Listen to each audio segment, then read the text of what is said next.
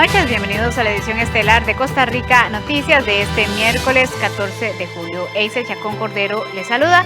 Les recordamos que también puede seguir esta transmisión en vivo mediante las plataformas de redes sociales de Costa Rica Noticias en Facebook, Twitter y YouTube. Usted las observa en este momento en pantalla. De inmediato los invitamos a ver nuestros titulares.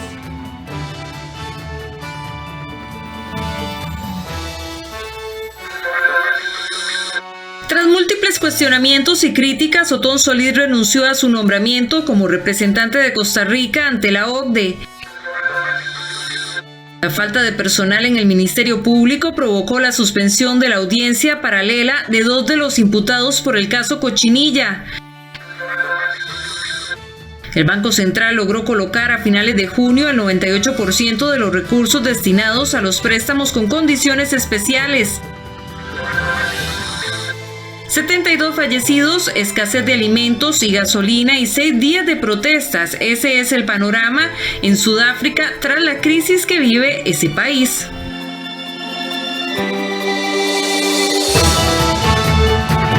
De la noche con 2 minutos, vamos al detalle de las informaciones. Como ustedes ya lo veían en nuestros titulares, Otón Solís renunció a ser el representante de Costa Rica ante la Organización para la Cooperación y el Desarrollo Económico, conocido como OCDE. Esto luego de 8 días de muchísimas presiones por parte de distintas fuerzas políticas y diversos sectores sociales y económicos. El periodista David Roversi nos trae la información de lo que ha sido un polémico tema durante los últimos 8 días y lo cual entravó inclusive la votación del segundo debate del crédito por $1.750 millones en el Congreso que se ve con el Fondo Monetario Internacional. David, muy buenas noches. Adelante. Buenas noches, Eisel, y por supuesto a todos los que nos siguen a través de Costa Rica Noticias. Sí, bueno, el nombramiento de don Otón en la OCDE generó mucho ruido, su salida tampoco ha sido para menos. Realmente ha sido un día bastante movido, con muchísimas reacciones de muchísimos sectores de lo que fue la carta de renuncia de Otón Solís a este organismo internacional. Vamos a ver la siguiente información que recopila gran parte de estos criterios que se dieron el día de hoy por la renuncia de don Otón a la OCDE. Tras las fuertes críticas durante la última semana, el economista Otón Solís decidió declinar su nombramiento como representante de Costa Rica ante la Organización para la Cooperación y Desarrollo Económicos, conocida como la OCDE. La decisión fue anunciada este miércoles en una carta dirigida al presidente de la República, Carlos Alvarado, a eso de la 1:30 de la tarde. Solís habló con Costa Rica Noticias y fue sumamente crítico del actuar de los diputados y explicó por qué tomaba la decisión. 2 días después, menos de 2 días después, surgieron las amenazas en el Parlamento. Yo le dije al presidente, aquí el puesto mío es lo menos importante. Y él sabe que lo ha tenido a disposición. Bueno, ¿por qué la decisión? Porque estos diputados han mostrado ya que no importa si hacen un daño al país, si con eso pues dañan al gobierno. Hace unos meses dejaron de aprobar unos créditos externos y por dejar de aprobar esos créditos externos baratísimos, el país está pagando $20 millones más por año y va a ser así por 10 años. Entonces, demostraron ya de que en aras de sus fines políticos son capaces de dañar al país y bueno, si hay un arma para evitarlo y si el arma era mi renuncia, pues hay que hacerlo porque el país debe estar primero siempre. ¿Para qué se mete en política si no tiene claro que el país está primero? Ante la salida de Solís y también los fuertes señalamientos a los diputados, estos celebraron la decisión, pero lamentaron el tono utilizado por el fundador del Partido Acción Ciudadana. Lamentamos, eso sí, el tono empleado por el señor Solís en su nota de renuncia, donde se victimiza y le endilga responsabilidad a la Asamblea Legislativa, cuando la Asamblea Legislativa no es la responsable de haber hecho un nombramiento al margen de la legalidad.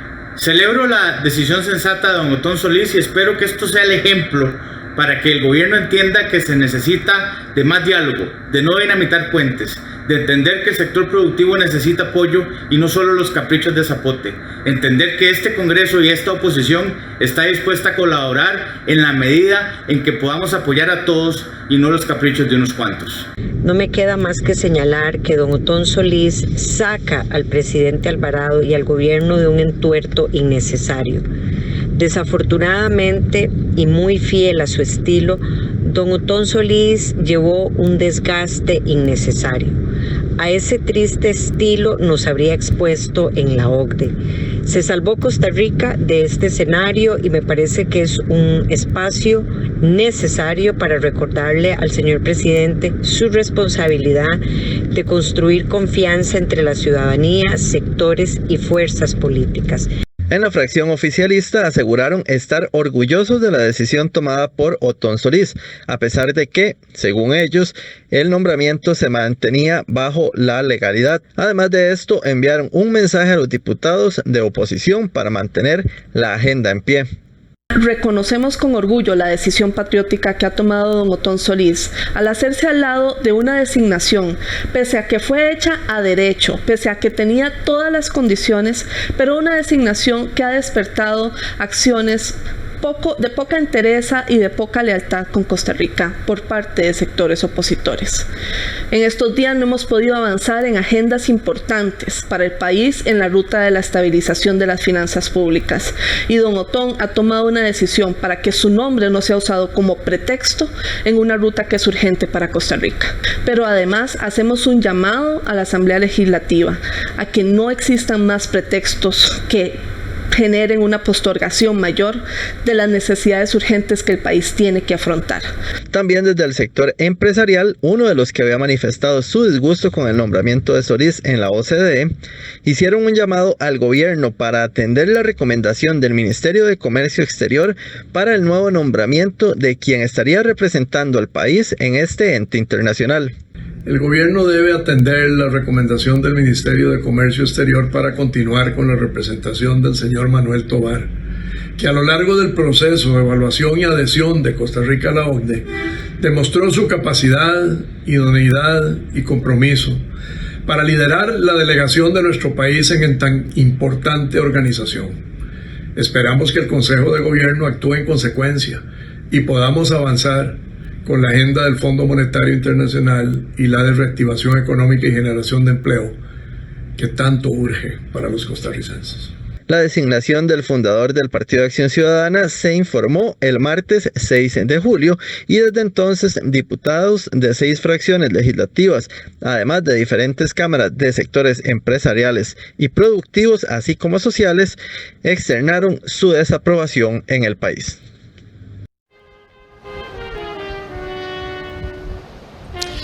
Televidentes, bueno, como les decía, realmente ha sido una tarde bastante ajetreada con este tema de la renuncia de don Otón Solís. Es importante decir, pedimos el criterio también a Casa Presidencial, sin embargo, ni el equipo de prensa contestó a nuestra solicitud y el presidente pues tampoco ha hecho referencia a este tema en lo que son sus redes sociales, como pues lo hace habitualmente últimamente.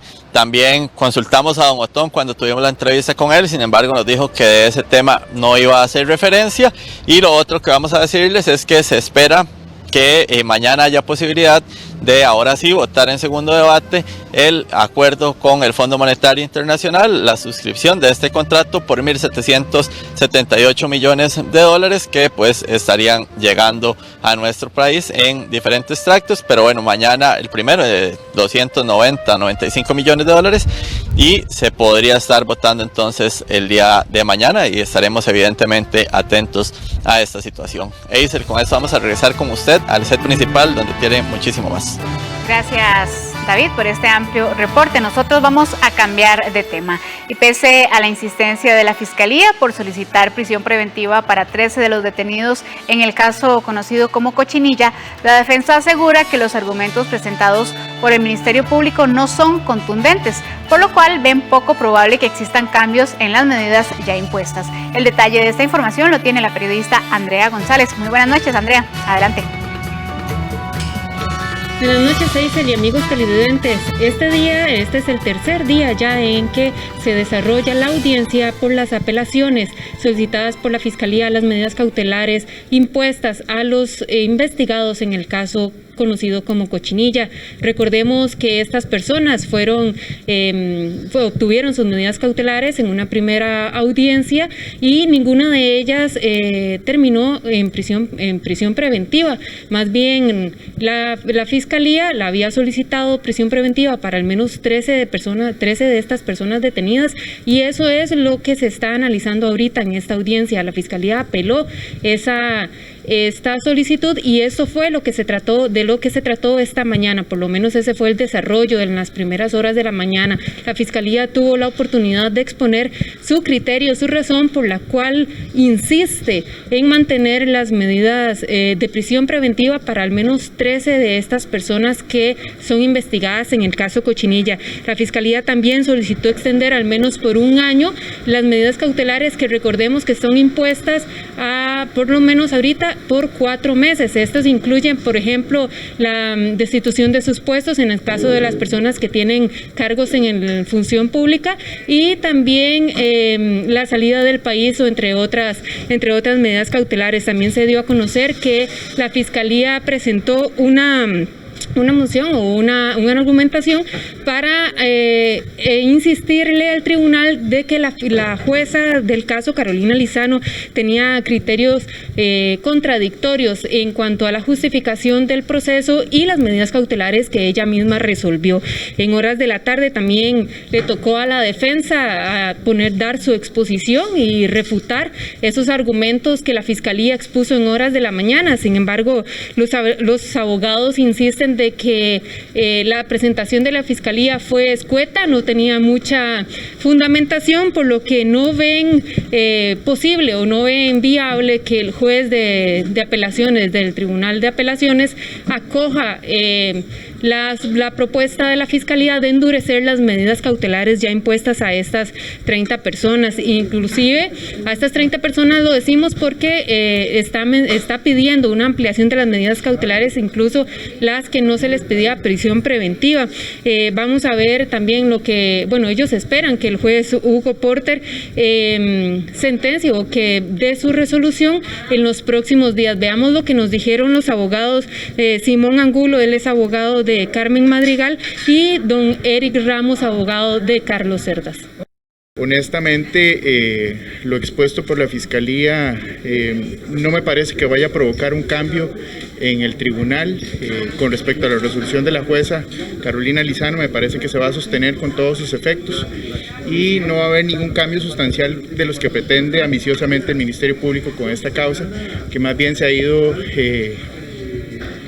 disminuyendo los efectos en realidad en cuanto a los imputados y en cuanto a la investigación como tal y la prueba que se ha ido recabando. ¿Qué argumentos presentó la Fiscalía para la apelación? La Fiscalía está en una discordancia con la jueza penal al indicar que hay una contradicción en al haber indicado en algún momento la posibilidad de una prisión preventiva y luego aplicar medidas cautelares. El enorme problema que ha tenido la Fiscalía, con acentuado respeto y la crítica que hace uno desde la posición de defensor, es que todas las manifestaciones han sido abstractas, no han concretado absolutamente ninguna situación. Y eso ocurrió durante 2 semanas y ocurrió el día de hoy. No lograron concretar. Es más, la propia dinámica del proceso ha establecido que durante 19 días que han estado las personas indicadas en libertad con medidas atenuadas, el proceso ha seguido su marcha. Es innecesaria la prisión preventiva, nadie se ha ido, nadie ha amenazado testigos. Es más, la Fiscalía hoy está acá en el 6º piso indagando otros imputados. Entonces la prisión preventiva no puede ser ni una pena anticipada, ni una pena banquillo, ni la forma del Ministerio Público de presionar para buscar criterios de oportunidad o forzar a procesos abreviados de otra naturaleza. Y ellos no han logrado concretar por qué se requiere prisión preventiva. También conversamos con don Francisco Campos, él es el abogado tanto de algunas partes de H. Solís como de la empresa constructora MECO, y él afirma que para el día de mañana se continuará, él nos explica que para el día de mañana se continuará con la exposición de algunos de los abogados defensores, al menos 3 abogados, eso estaría resuelto según él a eso antes del mediodía, y luego sería la audiencia se retiraría para que el juez tome su tiempo para una nueva cita, donde podría ya exponer él su resolución. Veamos lo que nos dijo don Francisco. Pero hoy terminamos, no todos, algunos de los defensores expusimos. Se expuso la posición de don Abel, de don Alejandro, de doña Amelia, de don Carlos Cerdas y de doña Carmen Madrigal. Obviamente le hicimos ver al juez que las medidas impuestas, aunque no compartíamos en toda la resolución de la jueza de instancia, consideraríamos que para la etapa procesal en que nos encontramos, las medidas que se le impusieron a los imputados se ajustaban a los principios de razonabilidad, proporcionalidad, eran las idóneas, y que el plazo era suficiente de acuerdo a lo que había podido acreditar el Ministerio Público en audiencia de medidas cautelares. Como vimos, don Francisco Campos insiste en que las medidas cautelares impuestas a doña Mélida Solís y a don Carlos Cerdas, en este caso, con el pago de la fianza de $3 millones y $5 millones, es suficiente para mantener a estas personas apegadas al proceso que se estaría siguiendo incluso durante años. Don Juan Marco Rivero, él también es abogado de doña Mélida Solís, y él afirma que la Fiscalía no ha sido clara en que los sospechosos no han gastado, no han mal utilizado más de $1.000 millones y no $78 mil millones como se dio a conocer en días anteriores. Veamos la justificación que da don Juan Marco Rivero para estas declaraciones. ¿Cómo se va a sostener que una garantía real por $3 millones no es más que suficiente para asegurar que la persona asuma las obligaciones del proceso? ¿En qué se basa, licenciado, para ese análisis de los $100.000? De lo que la Fiscalía expresamente le imputó a cada uno. O sea, cuando fueron imputados por parte de la Fiscalía, que la imputación es el acto donde la Fiscalía le dice qué es lo que le atribuye a cada una de las personas, si ustedes suman eso, o sea, no pasa de $100.000. Lo que pasa es que se viene a decir, claro, que son $78 mil millones los que están implicados acá. No, pues es el presupuesto del CONAVIS y ahí están las obras. Entonces, Eisel, como veníamos comentando, ya para el día de mañana se espera que finalmente el juez termine de escuchar la parte de la defensa, los alegatos de la defensa a estas petitorias que hace la Fiscalía, y finalmente se pueda dar una pausa para que el juez delibere y cite una vez más, en una fecha más adelante, para finalmente dar la resolución de si cambia o no estas medidas cautelares ya impuestas a los 30 detenidos por el caso Cochinilla. Ustedes tienen más información allá en el estudio principal.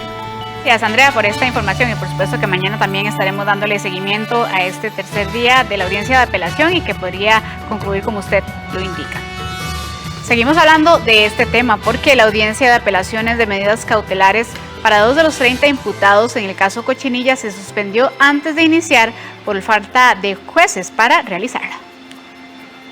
La audiencia de apelación de medidas cautelares para 2 de los 30 imputados en el caso Cochinilla, el ingeniero y topógrafo de Geología y Minas de apellido Sureña Villalobos y el gerente de Alzo Frutales de apellido Abarca Quesada, debía comenzar apenas este miércoles, ya que es realizada de manera paralela a la que se lleva a cabo desde el lunes. Sin embargo, antes de iniciar fue suspendida por falta de jueces para poder llevarse a cabo. Así consta en un documento en poder de Costa Rica Noticias, donde se indica que debido a la audiencia de apelación de los otros 28 imputados y que además las otras secciones se encuentran realizando debates previamente agendados, era imposible llevar a cabo la audiencia, siendo materialmente imposible atender la presente diligencia ante la carencia de recurso humano disponible por cuanto las demás secciones se encuentran realizando debates previamente señalados. Se procede a dejar sin efecto la convocatoria para audiencia a las 10:30 de la mañana del 14 de julio del 2021 en esta sumaria. En la causa inicial, o sea, en el momento inicial que se detuvo a 30 personas, 2 de ellas no fueron a la vista de medidas cautelares conjuntamente por cuestiones técnicas, o sea, por tecnicismos, y se separó la audiencia. Entonces se abrió lo que se llama en principio un testimonio de piezas, por decirlo de alguna forma un expediente paralelo, en donde se conoce la situación jurídica de esas dos personas. Para los abogados, la separación de imputados de una misma causa puede provocar afectaciones procesales. Se tramitó la causa contra 30, 28 en una audiencia y 2 en una audiencia separada. Y ahora, desde el miércoles pasado, se ha comenzado a citar aparte de esas 45 personas restantes. Y entonces lo que sucede en este momento es que cada vez que una persona es citada, que además se vienen citando en distintos días, para cada persona vuelven a correr los plazos. Entonces, si usted me pregunta a mí, ¿cuándo terminaremos en la fase de recursiva o de impugnación de diligencias? Será hasta que indaguen al último, porque cada vez que indagan a una persona, esa persona tiene un nuevo plazo para recurrir y puede plantear recursos. Por el momento se desconoce cuál será la nueva fecha para llevar a cabo esta audiencia, mientras se realiza la otra desde ya hace 3 días.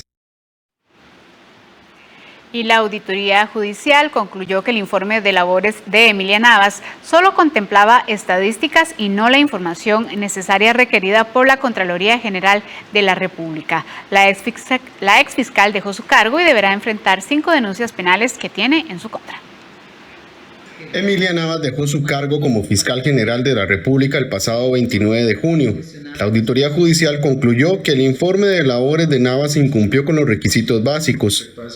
Se concluye que este solamente hace referencia a estadísticas sobre la labor sustantiva del despacho a su cargo, dejando de lado los demás requisitos mínimos obligatorios establecidos por la normativa emitida por la Contraloría General de la República. Ante esto, la Corte Suprema de Justicia decidió el lunes enviar el informe de auditoría a la Contraloría General de la República para que determine si incurrió en algún mal procedimiento, a la Fiscalía para que determine si existe responsabilidad penal y que la auditoría defina además el daño provocado a la institución por su salida.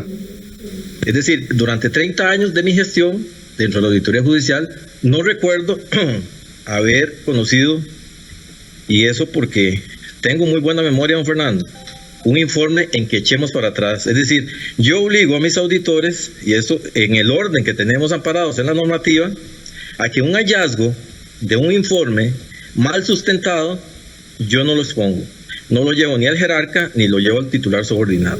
Sin embargo, la Corte aún no ha enviado el informe a la Fiscalía, así lo confirmó la oficina de prensa del Ministerio Público a Costa Rica Noticias este miércoles. Lo que sí se confirmó es que al 5 de julio pasado la exfiscal Navas ha sido denunciada por 5 causas penales distintas, por el presunto delito de nombramientos ilegales, por el presunto delito de divulgación de secretos, por el presunto incumplimiento de deberes, por el presunto delito de falsedad ideológica y por el presunto delito de incumplimiento de deberes. En la oficina de prensa del Poder Judicial nos informaron que el acuerdo tomado en corte el lunes anterior deberá ser redactado para enviarlo junto con el informe de auditoría judicial.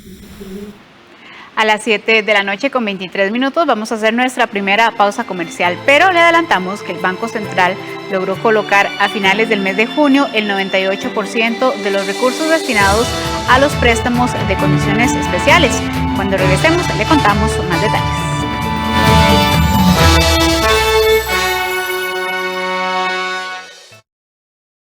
Esto es una joya y un crédito. Dinero al instante con el crédito sobre alhajas del Banco Popular. Una solución para momentos difíciles. Consúltelo aquí, Banco Popular. En Ljubljana me voy a encontrar con mi amigo Jairo, que es un músico colombiano que vive en Croacia.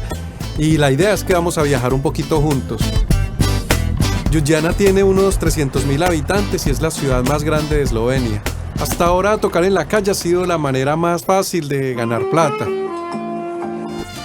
Por el mundo entro a mi casa, los viernes a las 8:30 de la noche, aquí en 13, Costa Rica Televisión. Esta semana en Forjadores, yo dejé el gobierno y me dediqué de lleno a la apicultura, hasta llegar a tener 625 colmenas. Pero no sabíamos nada de apicultura. Nos picaba una abeja y nos quedaban los ojos hinchados, nos hinchábamos todo el cuerpo. Sin embargo, era una zona donde no es apícola, porque ahí es trópico húmedo. Ya cuando ella llega a una edad adulta, si ya es muy vieja, se dedica a cuidar la colmena, es la que uno ve brava. 4 de la tarde, por 13, Costa Rica Televisión. En el siguiente capítulo de Camino al Desarrollo presentaremos el programa Transformando Comunidades del Banco Nacional de Costa Rica y su aporte a los proyectos de las comunidades pesqueras del Golfo de Nicoya. La vida de un pescador es difícil. Nosotros como pescadores siempre tenemos necesidades y con la pandemia se aumentaron mucho más. La Fundación Mar Viva y el Banco Nacional pues nos ha ayudado con el apoyo técnico. Transformando Comunidades impulsa toda aquella idea de negocio productiva que sea sostenible en el tiempo. Acompáñanos este lunes a las 8:30 de la noche por 13 Costa Rica Televisión.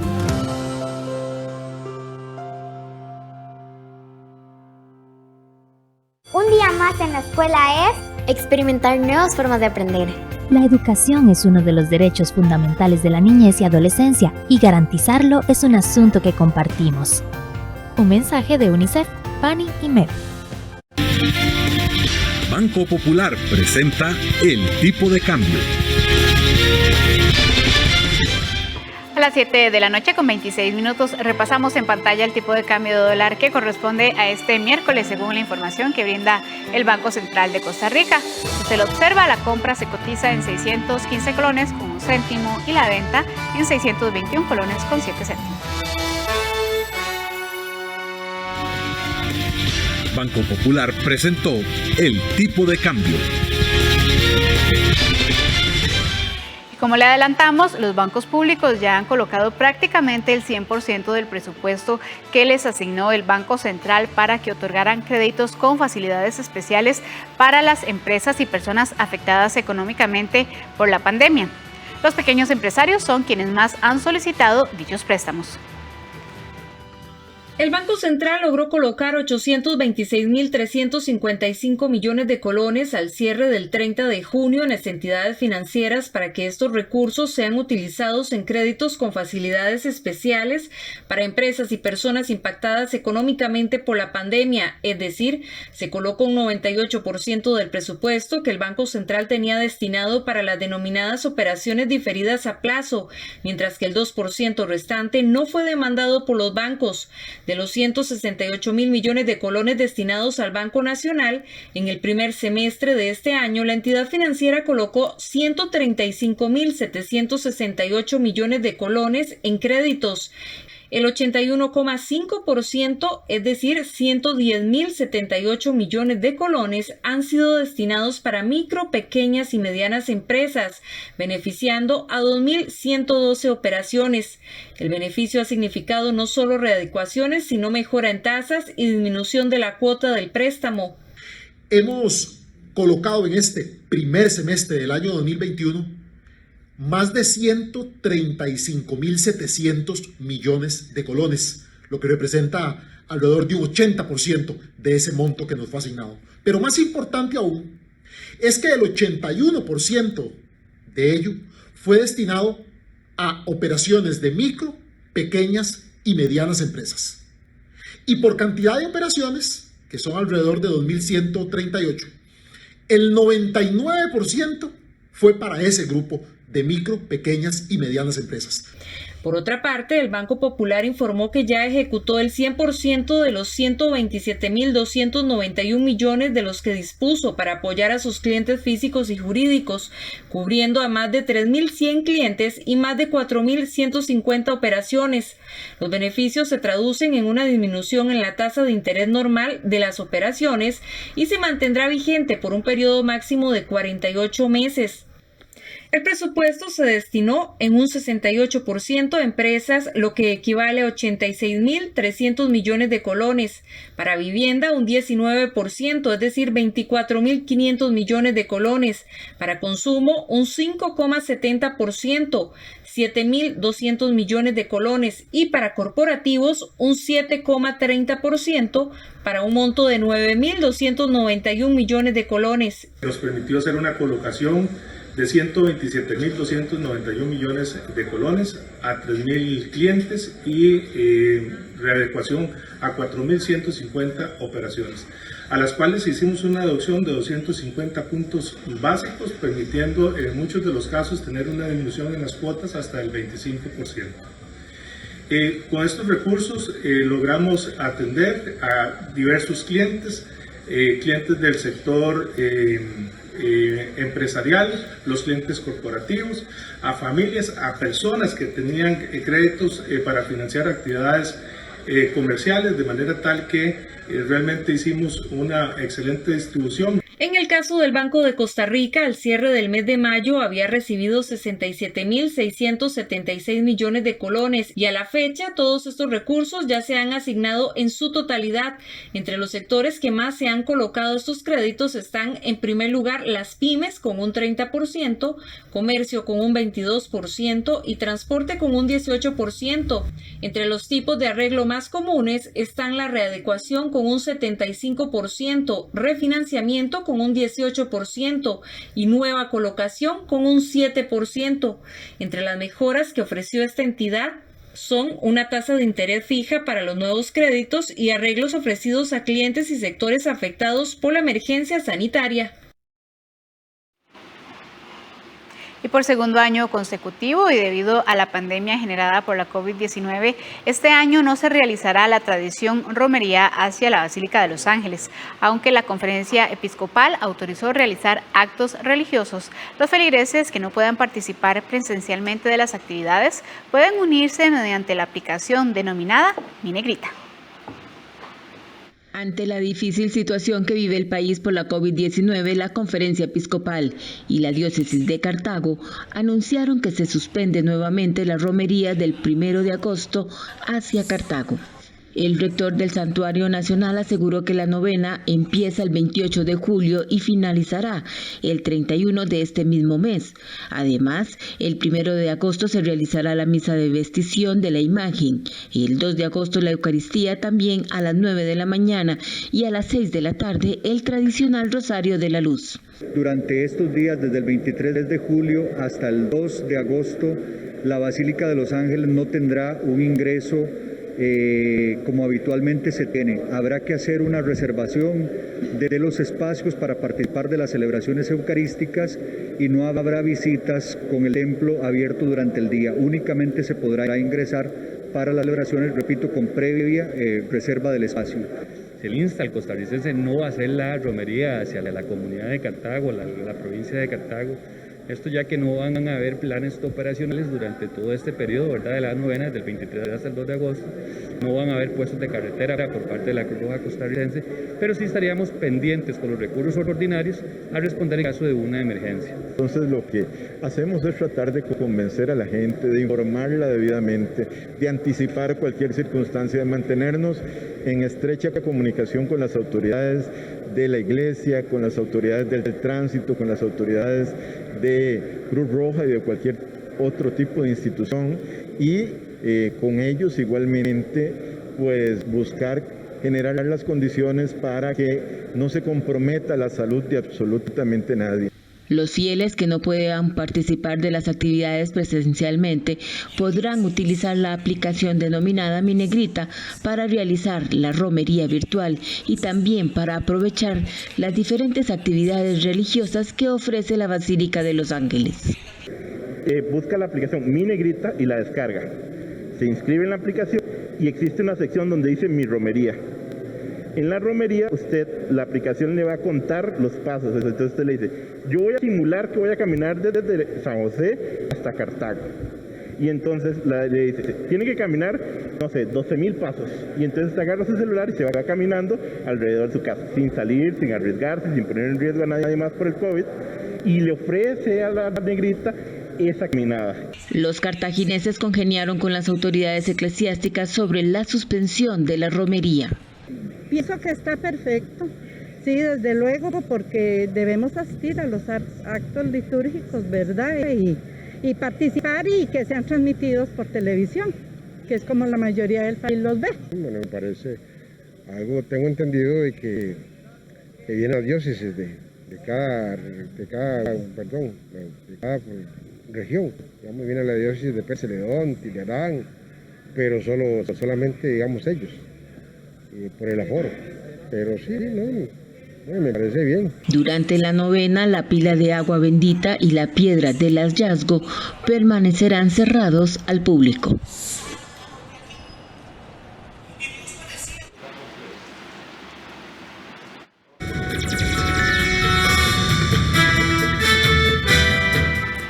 Caja Costarricense de Seguro Social habilitó un sistema robotizado en WhatsApp para brindar a la población información sobre la vacuna contra la COVID-19. La necesidad surge de cara a la apertura de la vacunación del Grupo 5. Desde este miércoles, la Caja Costarricense del Seguro Social puso a disposición de la población un robot en WhatsApp en el que se brindará información sobre la vacuna contra la COVID-19. Para ingresar, la persona debe enviar la palabra hola al teléfono número 89 81 7104 e inmediatamente se le desplegará en la pantalla las diversas categorías sobre las que podrá obtener información. A lo largo de las distintas conversaciones con distintas entidades, pues se han ido identificando algunos temas que tienden a ser los que más frecuentemente saltan a la hora, digamos, de las entrevistas, a la hora de hacer atención a los medios de comunicación, de las redes sociales, y dentro de ellos, pues muchos van a ser particularmente todas estas dudas que nos va generando la información que rápidamente va cambiando o que tan rápidamente se va acumulando, y también algunas otras que realmente lo que traducen son una serie de mitos que en términos generales pues, consideramos que son importantes que se aborden con las distintas personas que puedan utilizar el robot. Información básica de las vacunas y su seguridad, mitos y realidades asociadas a esta vacuna, el avance del proceso de inmunización e información para personas que ya fueron vacunadas son parte de las categorías existentes. Esta herramienta se da de cara a la apertura del 5º grupo de vacunación que de manera oficial dará el banderazo de salida a partir del próximo viernes 16 de julio. Cada área de salud tiene sus propias estrategias. Cada lugar es diferente por como hemos mencionado, por su perfil epidemiológico y por sus grupos etarios que contienen. Entonces, cada una de ellas aliadas con todas las personas que nos han estado colaborando, de todo lo que tiene que ver con iglesias, centros comerciales, locales comerciales, toda esa ayuda que hemos recibido, todo eso se va a aumentar, se va a autorizar y se va a ampliar para que sea más fácil el llamado a toda esa población. Por el momento, la campaña se enfocará en vacunar a 617.791 personas que, según la Caja del Seguro Social, se encuentran dentro del grupo de edades de los 40 a los 57 años. Mayores de 40 años por el momento sí se van a utilizar horarios ampliados, probablemente fines de semana. Sabemos que son población económicamente activa, población que trabaja, entonces obviamente es más fácil que accesen en horarios de fin de semana, sábados, domingos y demás. La forma de cómo la persona se debe acercar a los servicios de salud va a ser una forma abierta para este grupo de edad específico, y cuando digo abierta es tenga o no tenga factores de riesgo, el requisito que se había impuesto del certificado médico, y esta cosa se elimina. Las áreas de salud van a abrir según su diseño, como bien lo dice la doctora Solano, en tiempo regular y en tiempo extraordinario. Vamos a aprovechar el fin de semana que viene y el próximo fin de semana, teniendo la observación que tenemos un feriado que también lo vamos a aprovechar para favorecer la accesibilidad mayor. A este 12 de julio, los equipos vacunadores de la Caja registran la aplicación de 2.600.000 dosis de la vacuna anti-COVID, según datos del Sistema Integrado de Vacunas.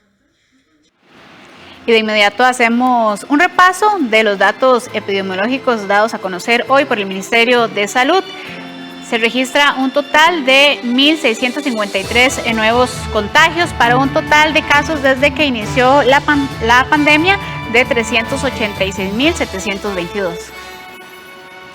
Lamentablemente, para este momento, la cifra total de fallecidos es de 4.842 personas.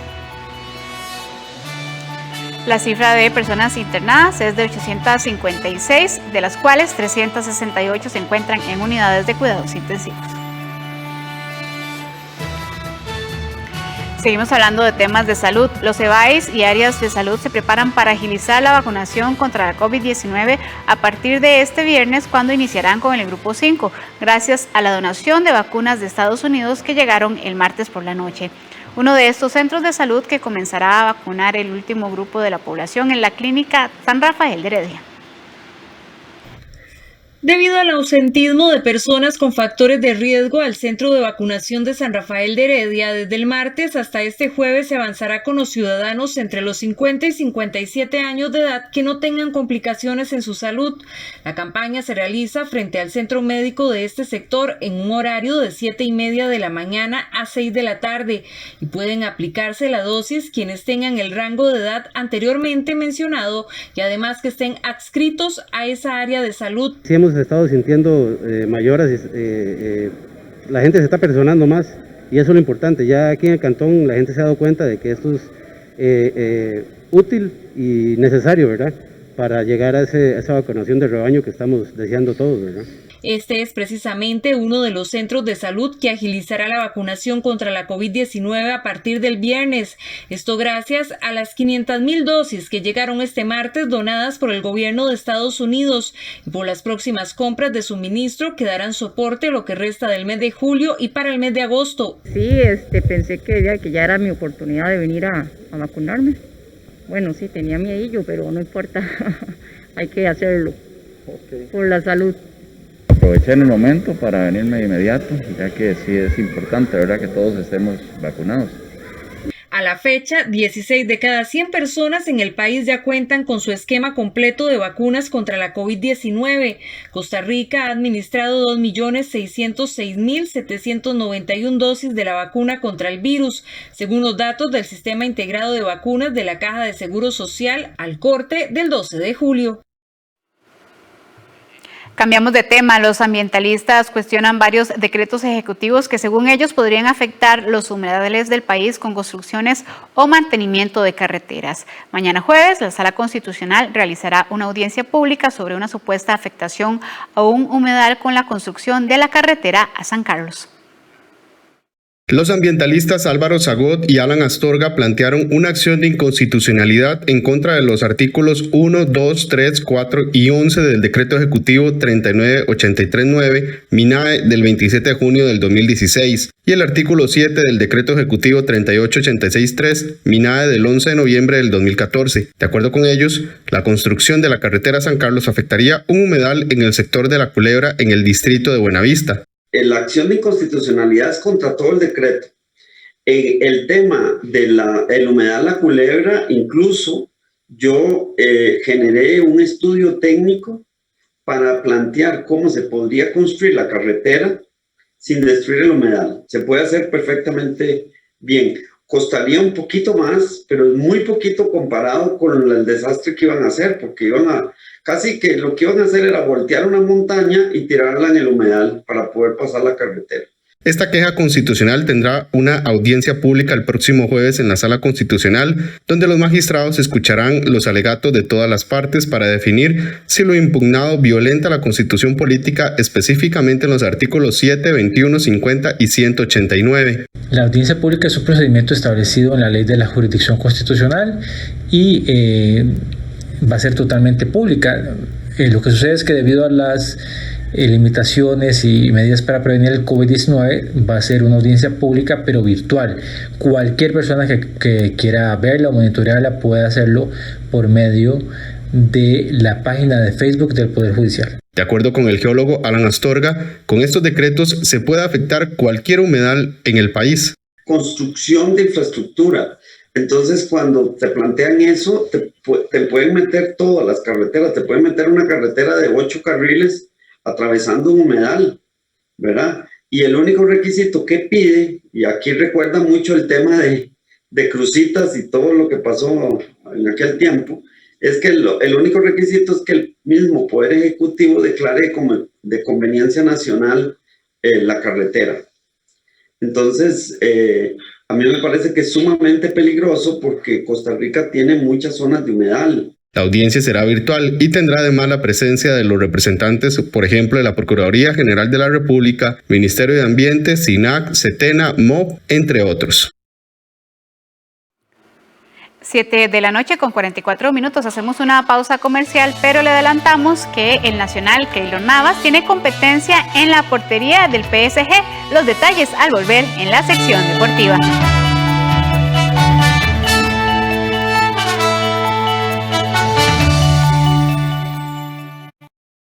Esta semana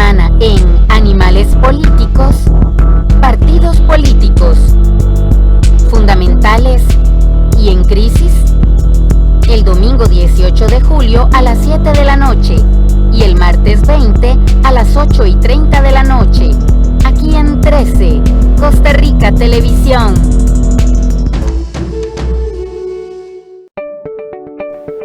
Nada como disfrutar de Buena Vida, el programa para la persona mayor que mejorará su calidad de vida por medio del aprendizaje y descubrimiento de nuevos intereses y estimulando su creatividad y su salud mental. Buena Vida, de lunes a viernes a las 2:30 de la tarde. Celebramos la diversidad de las músicas costarricenses en Audiotopía, edición Bicentenario.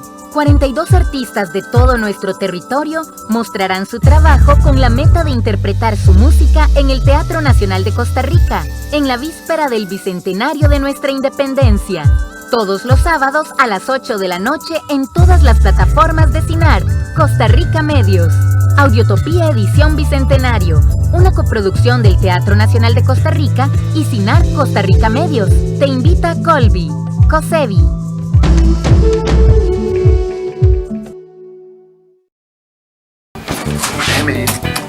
Calibán no quería enviarlo porque le parecía que era muy novato, pero Jiménez lo convenció de que tenía el talento para ser un reportero de guerra. Y los verdaderos asesinos de Gaitán tienen algo que ver con esa X. ¿Quién será el Doctor X? Les juro que no tengo ni pálida idea de ese hombre del que me están hablando. No nos quiere ver la cara, doctor. Reportera X, los jueves a las 8:30 de la noche, aquí en 13, Costa Rica Televisión.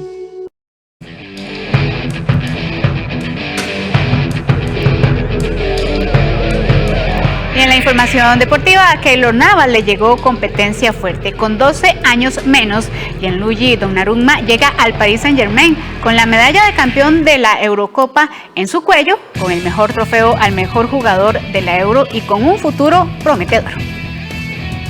El PSG sigue reforzándose con el fin de recuperar el título de Liga de Francia y volver a pelear por el sueño que le ha sido esquivo, ganar la Liga de Campeones de Europa. En poco más de una semana hicieron oficial la llegada del defensor español Sergio Ramos, del lateral marroquí Achraf Hakimi y ahora del portero Gianluigi Donnarumma, quien llega a pelear un puesto con el costarricense Keylor Navas. Anteriormente se había anunciado el fichaje del volante de Países Bajos, Georginio Wijnaldum. El guardameta, que apenas hace 3 días detuvo 2 penales que le permitieron a Italia ganar la Eurocopa ante Inglaterra, llega con un contrato de 5 años que vencerá en junio del 2026. El italiano, quien con 16 años debutó en el Milan en el 2015, tiene apenas 22 años, 12 menos que Navas. Donnarumma mide 1,96 m, 11 más que el costarricense. De esta manera, el conjunto parisino tendrá peleando la titularidad a 2 de los mejores porteros del mundo. El costarricense firmó hace unas semanas la renovación de su contrato hasta el 2024. La portería parisina ha tenido mucho movimiento en los últimos años. Además de la llegada de Keylor Navas en septiembre del 2019 y de Donnarumma, en los últimos años han desfilado por el arco del PSG otros italianos como Gianluigi Buffon y Salvatore Sirigu, el alemán Kevin Trapp, el español Sergio Rico y el francés Alphonse Areola. El PSG logró conformar un equipo temible. En defensa, Ramos y Hakimi se unen al capitán Marquinhos. Por su parte, Wijnaldum llega a reforzar un medio campo que cuenta con el italiano Marco Verratti, el español Pablo Sarabia y los argentinos Leandro Paredes y Ángel Di María. En línea de ataque, el conjunto francés mete miedo con Neymar y Kylian Mbappé. De esta forma, el Paris Saint-Germain de nuevo buscará su principal objetivo, ganar la Orejona. En las 2 ediciones anteriores de la Liga Campeones de Europa, perdió la final y la semifinal respectivamente. La temporada anterior además perdió el título de Liga, un fracaso para un equipo tan poderoso y que está muy por encima de los demás clubes franceses. El torneo francés dará inicio el 7 de agosto. Ese día el PSG jugará de visita ante el recién ascendido Troyes. Ahí se sabrá si Keylor Navas conservará la titularidad o irá al banquillo, como ya le sucedió en sus últimos meses en el Real Madrid con la llegada del belga Thibaut Courtois. Y la crisis social que arrancó en Cuba desde hace unos días también afecta a futbolistas. El delantero Marcel Hernández usó las redes sociales para mostrar su preocupación por un posible arresto de su padre. La pretemporada no está siendo el mejor momento para el delantero de alajuelense Marcel Hernández. Al hecho de que no pudo viajar con el equipo a la gira por Estados Unidos, se une una preocupación más grande, el miedo a que su papá sea detenido en Cuba. El pasado domingo iniciaron una serie de manifestaciones en la isla que ya reportan un fallecido y más de un centenar de detenidos, entre ellos una periodista. El régimen cubano respondió a la revuelta bloqueando el acceso a internet, el cual ya fue restablecido, pero mantiene bloqueado el acceso a redes sociales. El delantero Manudo manifestó su preocupación porque su padre sea enviado al ejército cubano, o, peor aún, que sea detenido. Necesitamos ayuda. Nuestras familias, amigos, nuestro pueblo sufre. A mi papá lo quieren mandar a la primera línea de defensa. Si se rehúsa, lo llevan preso. Por favor, ayuda. Escribió el atacante en la red social Instagram. Hernández tiene impedimento de salida del país debido a una causa penal por violación que no ha sido resuelta. Por esta razón no pudo viajar con alajuelense a la gira por Estados Unidos, donde perdió 2 veces por la mínima ante el DC United. Marcel dejó su país en julio del 2015, cuando emigró a Antigua y Barbuda para jugar con el Hoppers FC. En marzo del 2016 viajó a República Dominicana, donde militó con el Moca FC, el Barcelona Atlético y el Cibao, antes de fichar por Cartaginés en julio del 2018. Tras 5 excelentes torneos con los brumosos, fue fichado por alajuelense en enero del presente año. Y fuera de nuestras fronteras, Tadej Pogacar ganó la etapa 17 del Tour de Francia y le puso una mano a su segundo título consecutivo en el principal evento de ciclismo en el mundo. Y cambiamos de tema. Para ayudarnos a ahorrar y al mismo tiempo cuidar el medio ambiente, el Banco de Costa Rica nos trae los siguientes consejos. Veamos. La cápsula de Finanzas en Acción es traída por el Banco de Costa Rica. Ahorre más invirtiendo en el ambiente.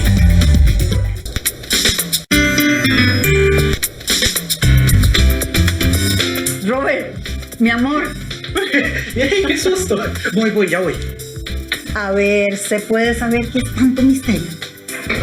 No hay ningún misterio, ma. Es que estoy haciendo una tarea del cole. El profe nos puso a revisar todas las etiquetas energéticas de todos los aparatos. Por eso es que aparato que veo, aparato que apunto. Porque también tenemos que saber cuál es el que consume más y cuál podemos cambiar para así ahorrar energía y poder cuidar el medio ambiente. Es más, y vea, ¿sabe lo que descubrí?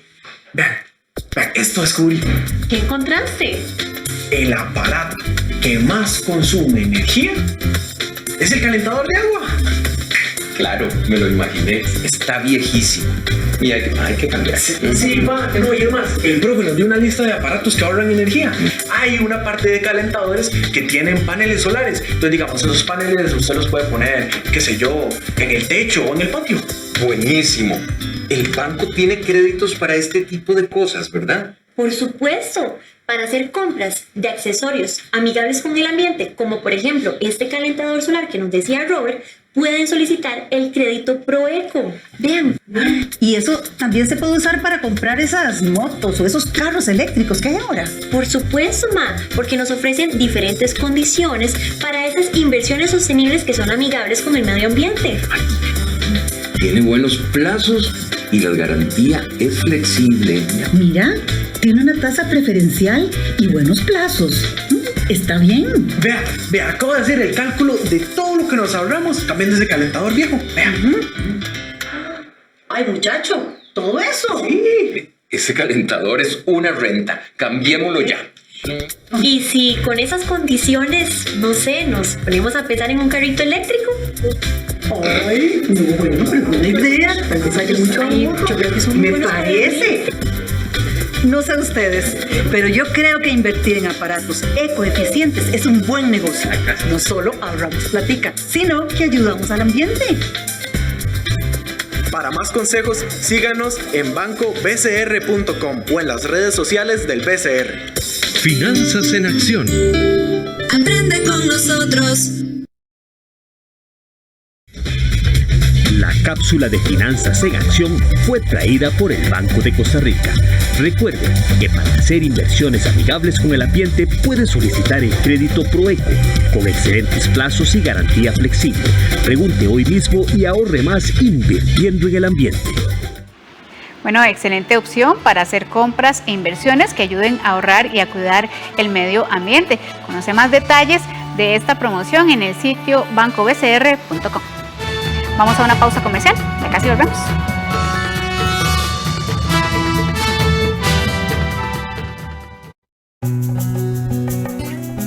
Hola, mi nombre es Wences Rodríguez, soy de Lepanto, de Punta Arenas. Voy a tocar una canción que se llama Va soplando el viento a mi favor y quiero invitarlos a que no se pierdan Audiotopía Bicentenario. Audiotopía Bicentenario, este sábado a las 8 de la noche. Patrocinan Colby y Cosevi.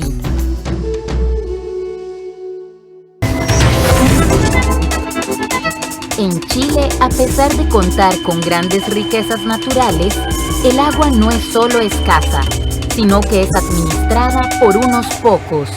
Esta semana en RT Reporta, las lágrimas secas de Chile.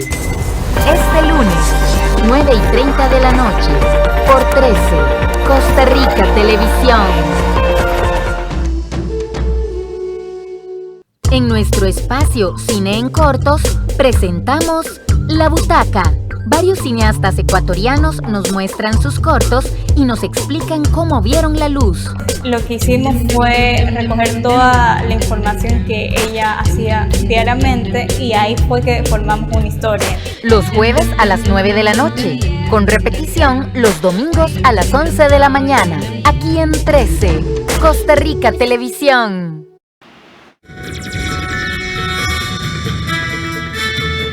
Y en el mundo, el presidente de Brasil, Jair Bolsonaro, fue internado este miércoles en un hospital de Brasilia para investigar las causas del hipo que lo aqueja desde hace más de 10 días. Un hipo persistente. El presidente de Brasil, Jair Bolsonaro, fue internado el miércoles en un hospital de Brasilia para investigar las causas de las contracciones involuntarias del diafragma que lo aquejan desde hace más de 10 días. Según dijo, el problema surgió después de someterse a una cirugía de implante dental y podría deberse a la medicación que estaba tomando. Pido disculpas, estoy con hipo hace una semana, tal vez no pueda expresarme adecuadamente durante este vivo. El Palacio Presidencial indicó que el mandatario está de buen humor y se encuentra bien, y que permanecerá bajo observación durante las próximas 24 o 48 horas, aunque no necesariamente en el hospital. Desde que asumió el poder en 2019, Bolsonaro fue sometido a varias cirugías abdominales para corregir secuelas de la puñalada que sufrió durante un acto de su campaña electoral en septiembre de 2018.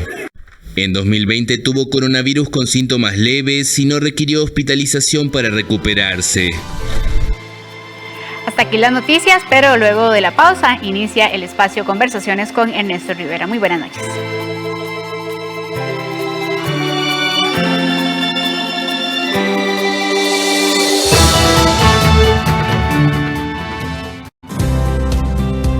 En el siguiente capítulo de Camino al Desarrollo presentaremos el programa Transformando Comunidades del Banco Nacional de Costa Rica y su aporte a los proyectos de las comunidades pesqueras del Golfo de Nicoya. La vida de un pescador es difícil. Nosotros como pescadores siempre tenemos necesidades y con la pandemia se aumentaron mucho más. La Fundación Mar Viva y el Banco Nacional pues nos ha ayudado con el apoyo técnico. Transformando Comunidades impulsa toda aquella idea de negocio productiva que sea sostenible en el tiempo. Acompáñenos este lunes a las 8:30 de la noche por 13 Costa Rica Televisión.